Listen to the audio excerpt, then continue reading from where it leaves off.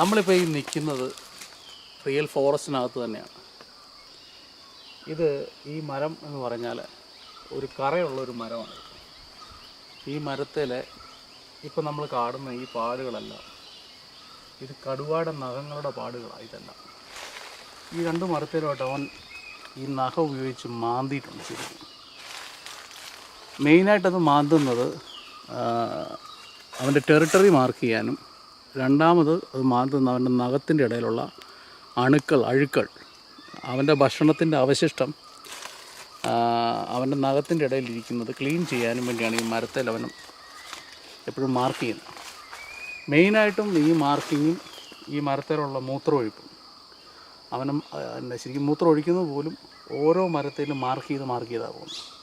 മെയിനായിട്ടും അവൻ്റെ മാർക്കിങ് നമ്മൾ തിരിച്ചറിയുന്നത് ഈ പാടുകളാണ്.